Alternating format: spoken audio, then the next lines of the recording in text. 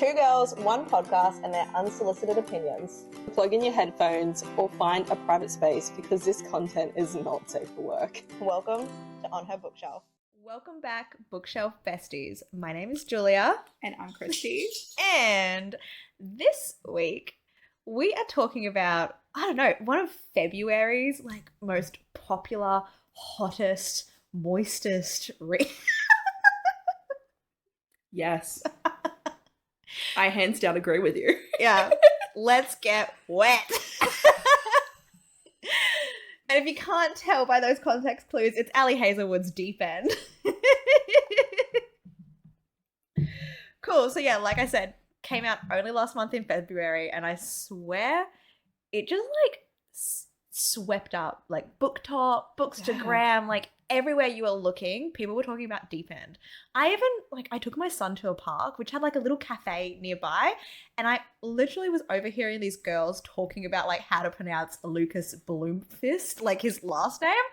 And I tell you, if I was not with my son, I would have been shouting, Lucas Bloomfist can fuck. Oh my god, can he? Holy shit. Seriously, one of the best openings and introductions to a character in a book I've read for a little while. I was intrigued. Yes. I'm so glad you finally read it because, spoiler alert, I read it before you. Obviously. I feel like that's the trend that comes across with everything is that you always read these books before me. Yeah, I jump on it. I was so ready for this book before it even came out. As soon as I saw when she was should I call this wet or deep end? I was voting for wet. I remember the thing that really made me want to read it is that Ali did want to name it wet, but it was her publishers were no. Yeah.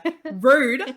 So all the special editions though have a homage or a nod to just wet. And I'm that's one of my favorite things about, I guess, how viral this book went is that little joke has just stayed from start to finish, not actually anywhere in the book does it say wet or it's spelt wet like that, which is WHET.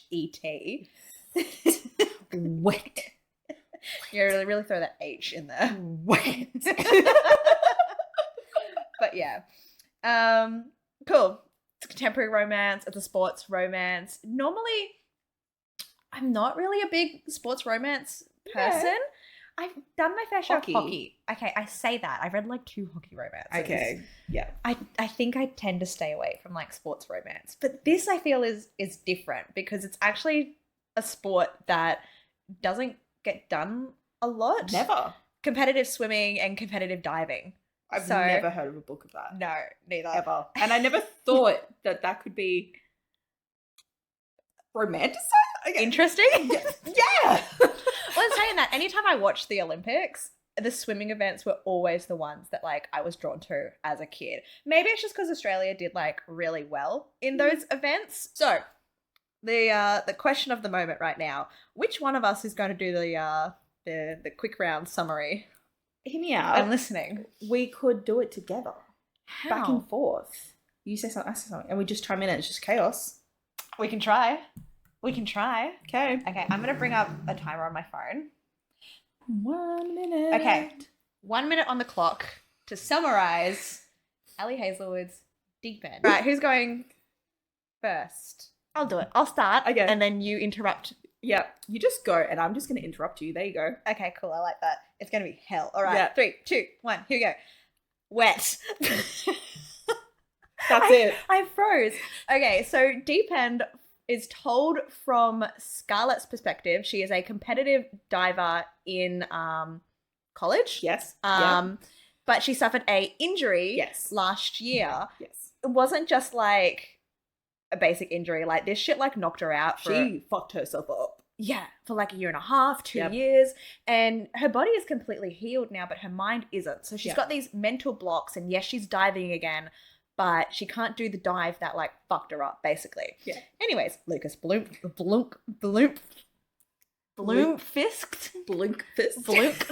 It's a whole 60 seconds. He's from Sweden. He is from Sweden. It took me a while to get used to that accent, but I am there now. Oh, I was there for it.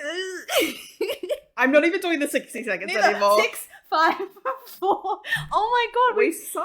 Holy shit. 2, 1, 0. Dismiss. Meh. They're our main characters, folks. The whole 60 seconds was just us stumbling over how to pronounce balloon fist. And you talking about WHET. What? Love it. Our best one yet. Honestly, it's not wrong. And you've got the main somewhat parts. The somewhat parts? Somewhat parts. There's a few things that were left out. Yeah. Okay. I guess we kind of gave you a briefest of terrible overviews. At least like the first 5 chapters. 5 chapters? I think we talked about the prologue and maybe chapter 1. Yeah, we still don't know who the fuck is Lucas. We know that... We know he's Swedish. That's it. We don't know that he's a swimmer or how they meet or anything like that. All right. But Okay. It's fine. We'll get into that. Initial expectations. What do you think of the book? Just initial. Okay, Initial do we want thoughts. initial thoughts before I read it? Or after I read it? Because I had thoughts before I read it as well. Ooh, let's do that. Okay. So I was scared. Uh-huh. I wasn't scared at the same time though, because there's either you love Ali Hazelwood or you don't. Like there's no ifs, buts, or maybes. Yeah. Anytime I heard a review from people that got the arc, they were like, nah, it didn't live up to expectations because it wasn't kinky enough. Oh, okay. See, I don't read an Ali Hazelwood book for the smut. No. And I remember initial expectations feeling like this was going to be like her spiciest one yet. But I've read spicy. I've read smutty. This I can definitely describe as being plot with smut. Yes. And I think she's done the smut really well for what I think she is as an author. Like, I wouldn't be expecting her to be popping out stuff like H.D. Carlton or what's another smutty author? Rebecca Quinn, you know? Yeah.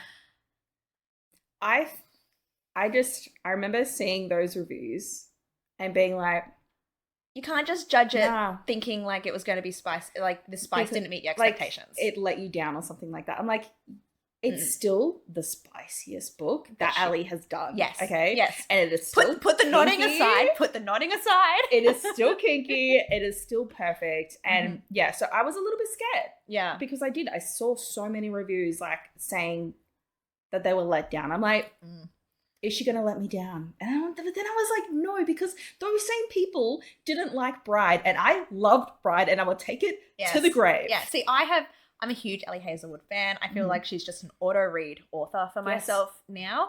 In saying that, I have only read Check and Mate and Bride from her and now Deep End. So I have to yet to go back to read through like her backlog of stuff because if I love this, surely her older stuff is still like on par. You know? I know, like Love the Theatrically or whatever it is. Like all of those ones are supposed to be amazing. So I'm obviously gonna. I will get there eventually. But yeah, initial expectations for me, I knew it was obviously a book with like swimming in it and it was meant to be like spicy. I writing wise and like plot wise, nailed it.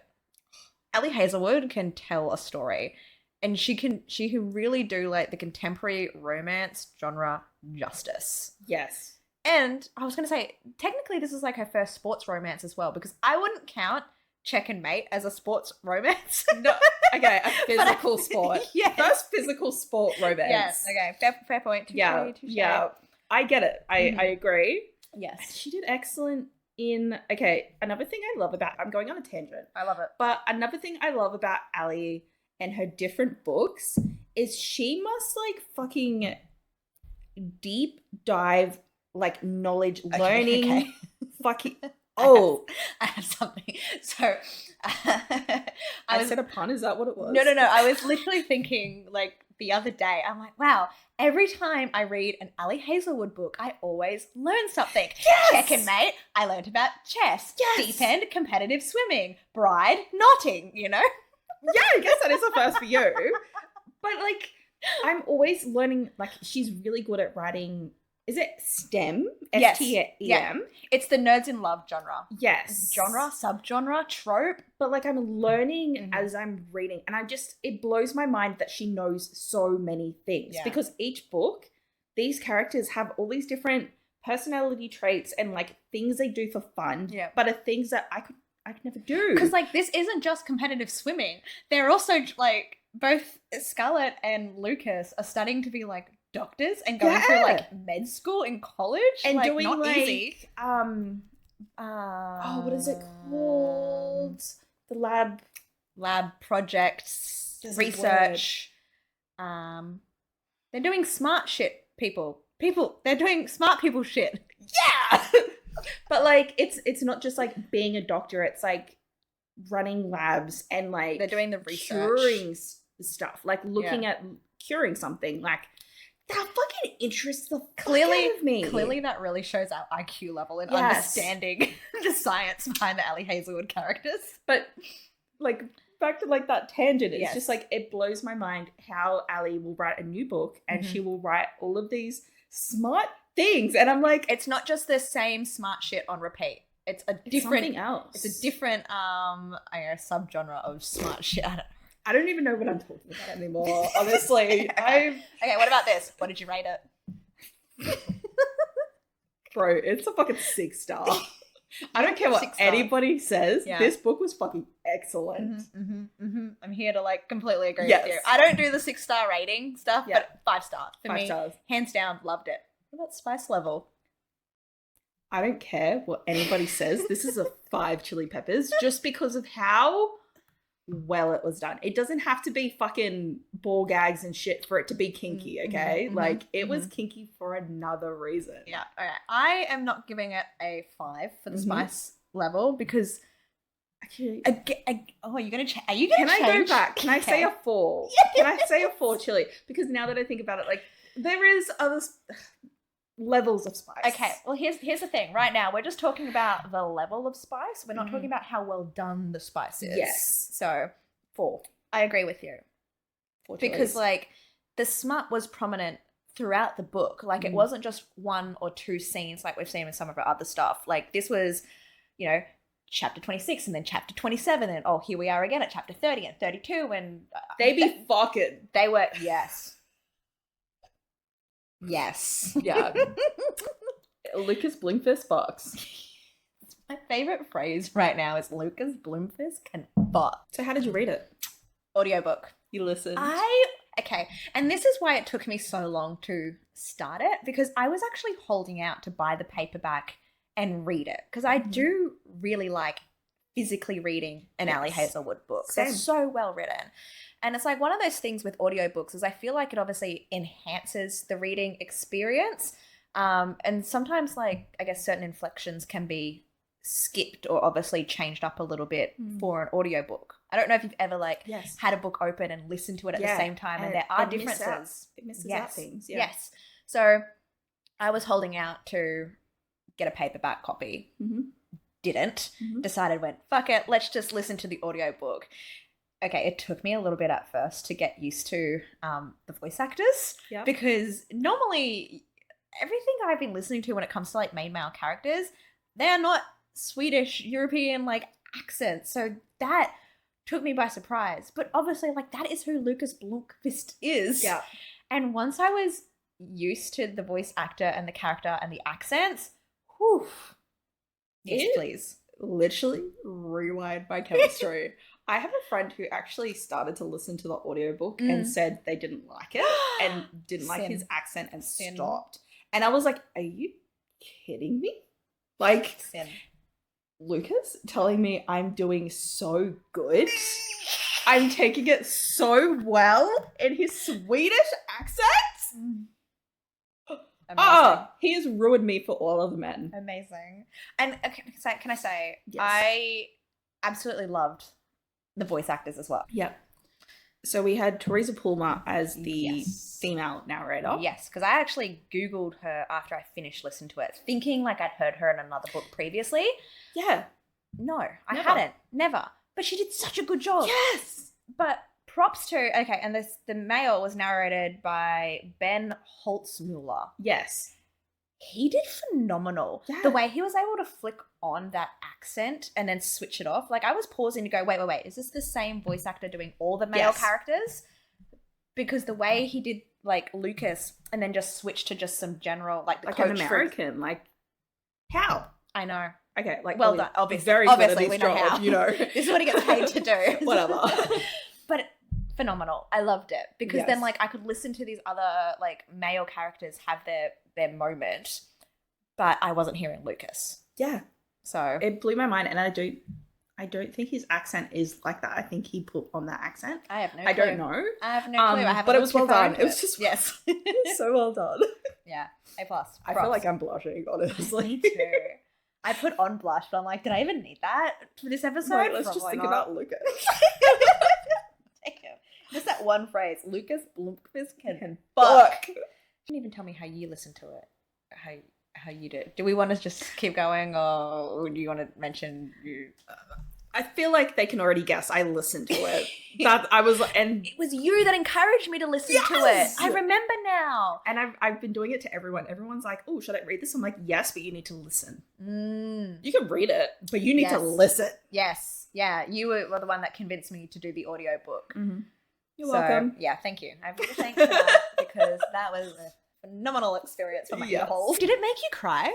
Yes, I cried so much. It made me cry so much. Yes. I really related to Scarlett. Yeah. I really fucking related to it, and it broke my heart. Mhm. I hate when I relate to characters. Actually, I felt like I related to the plot a little bit. Not the competitive swimming. Just Oh, like really? yeah, you know. Like, you have a secret sport you didn't tell me about. I know, I've got secret that swimmer's body. Shut up. What? I could put on a pair of swimmers. That's a swimmer's body, right? You just got to dive off the board, right? I could never dive. Terrible fear of heights. Don't know how they do it. Okay, like, I'm fine with heights. I have a fear of falling. So I can't even, you know, like when you were a kid and you'd fall back on your back on the Yep. trampoline? Not Couldn't do me. that, No. I was too scared. I also related to the dynamics of the characters. I related to Scarlett and her relationship with Penn and Mhm. Lucas Yeah.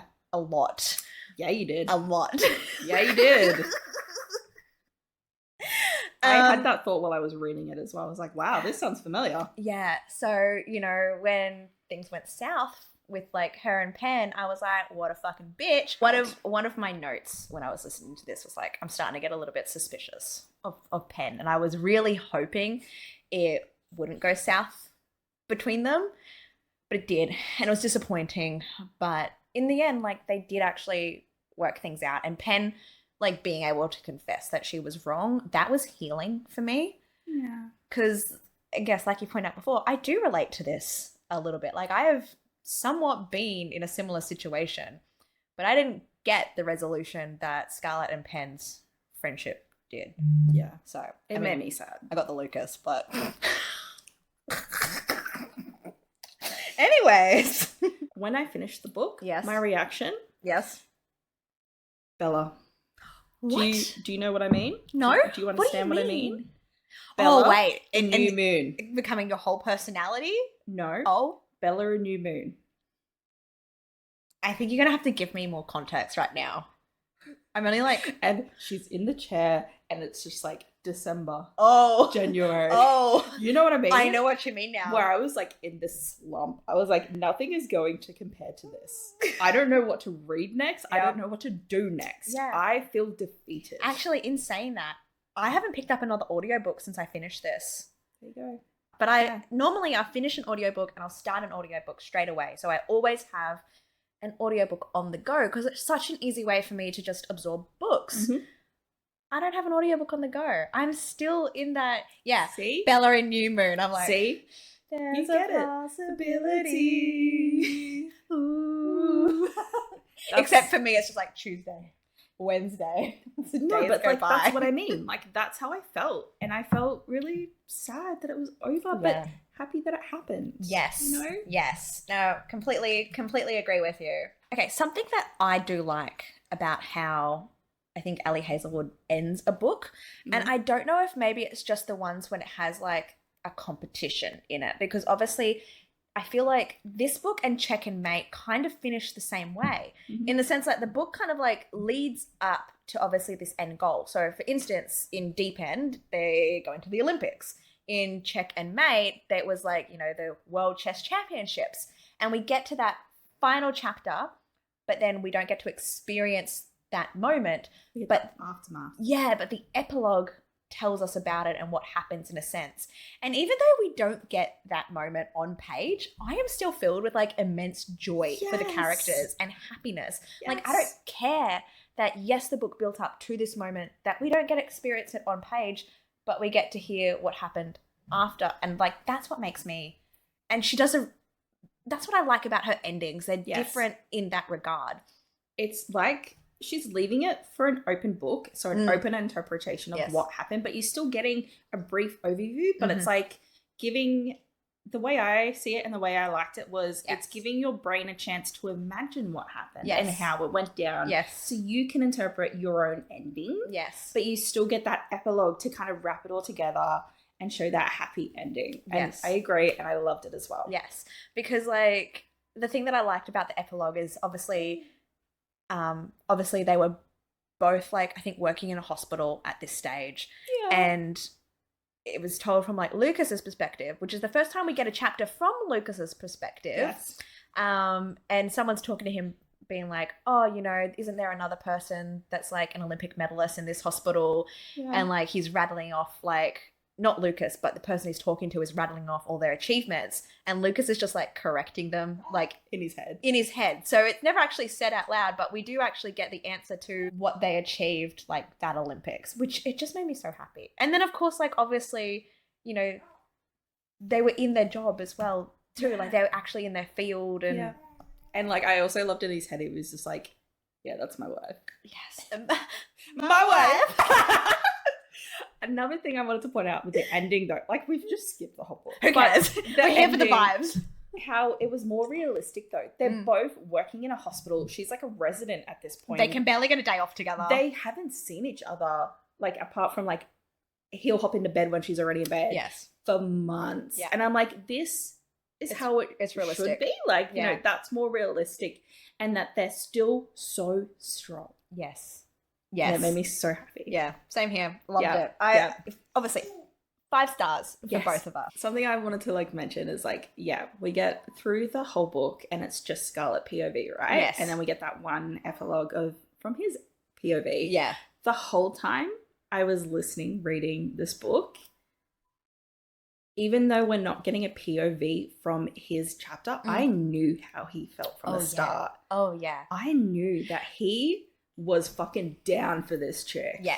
I had no doubts. And actually, that is something I also want to praise, and I think I really like about an Ali Hazelwood book, is it's always told from one point of view. We're not going back and forth between the female and the male main characters. It's all just her. And I think that's what made this story so good as well. We weren't going back and forth understanding like 2 different peoples and 2 different characters. And like you said as well, we didn't need Lucas's point of view to understand how smitten he was by Scarlet. And that's what I love. Like, I love when the man falls first. Like, when he falls first and harder, that's sign me up. Okay? But when I can read a book and I know exactly how both characters are feeling without having to go into different point of views and try and figure out, oh, okay, he's feeling this way, maybe he's feeling this way, she's feeling this way. Like, try and piece it together. This book, I didn't need that. I knew from start to finish, he wanted Scarlet. Damn straight. And she wanted him. And do you know what? I really loved her denial of feelings. That is something I really enjoyed.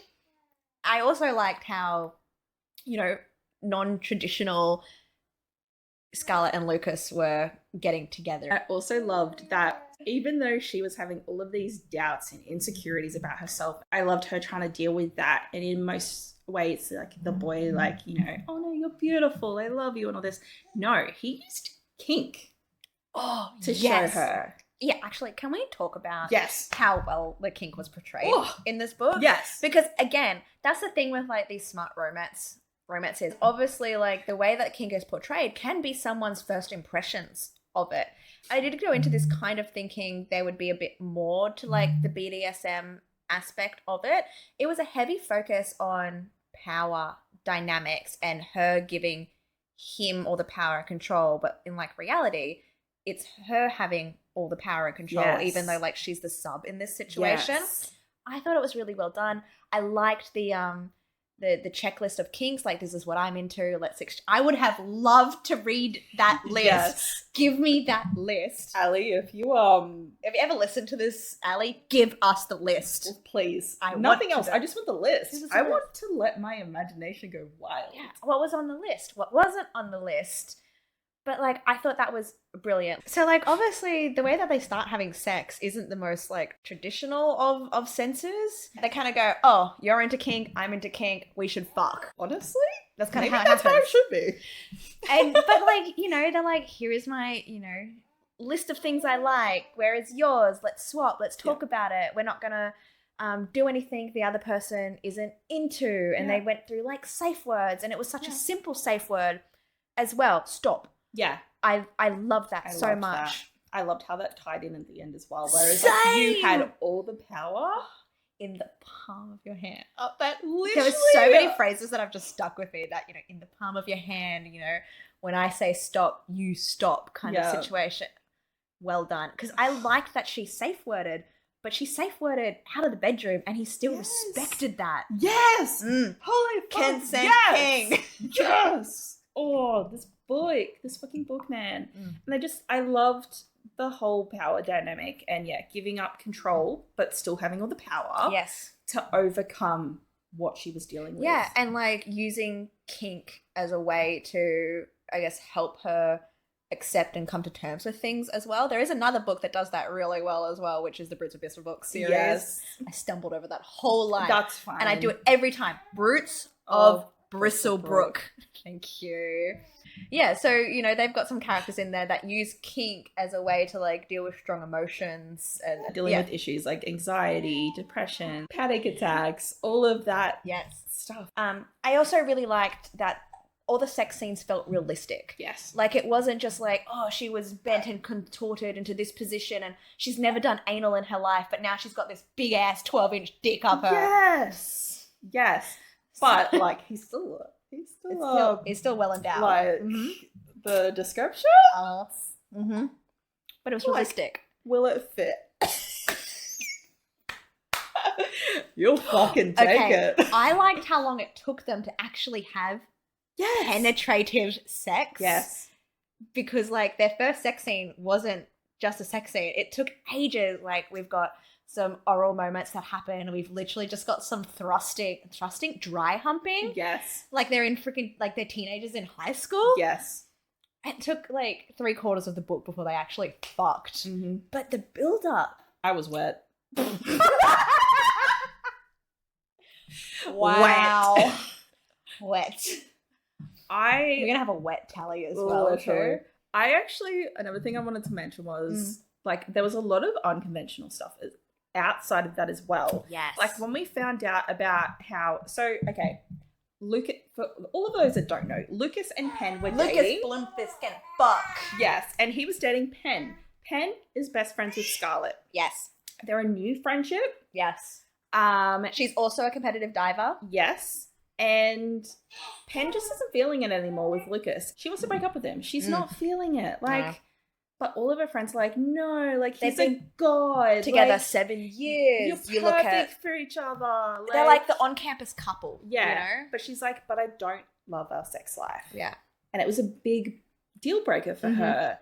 And he was, I guess, like masking his needs and wants to make her happy. Yeah. And she knew it and she felt guilty for it.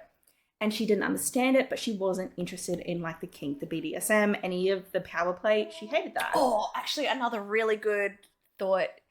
And again, I am referencing Rebecca Quinn like no tomorrow, but there's a line I think in either book 1 or book 2, and one of the characters, the Jasper, misalignment of kinks. Yes, you're like a misalignment of kinks can be like detrimental to a relationship. Thank you. You know Yes. exactly what I was talking about. Yeah. Of course you did. Of course. And yeah, obviously in this instance, the misalignment of kinks between Penn and Lucas literally was detrimental to their relationship. Yeah. But also it does mention like towards the end that they were at their best when they were at their youngest. Yes. So they've grown up together but they kind of just grew up to become friends more than that they did lovers. Yeah, it was more of like they were a comfort blanket for each other. Yes. Like the comfort toy when you're young. Yeah. Like, and like I totally respect how they're still able to stay friends and even best friends in some instances as well, because that shows like how amicable and healthy their breakup was until it got a little bit sour. Yeah. I hated all of the friends though that were like,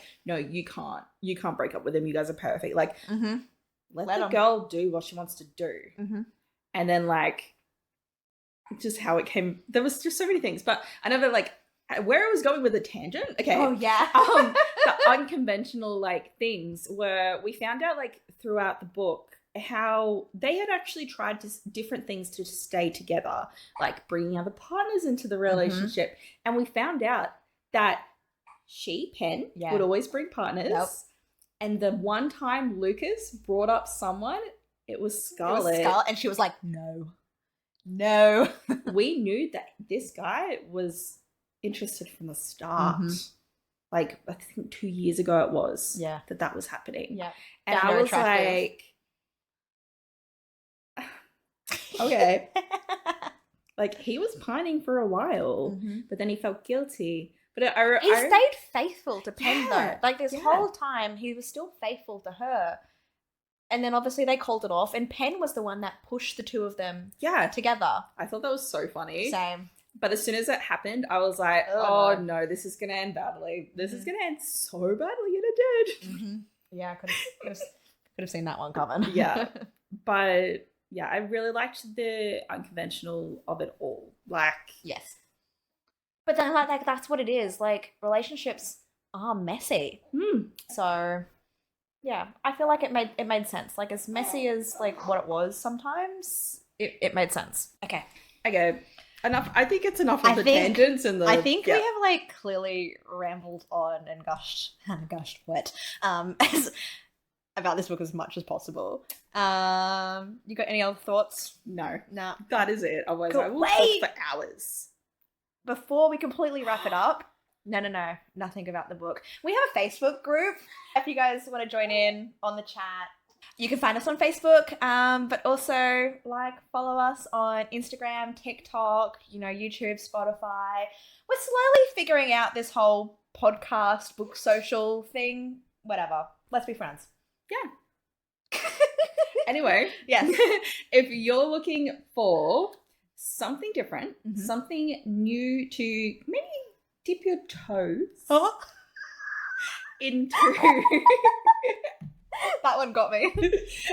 Like the BDSM, the kink, the power dynamics with a really hot Swedish man.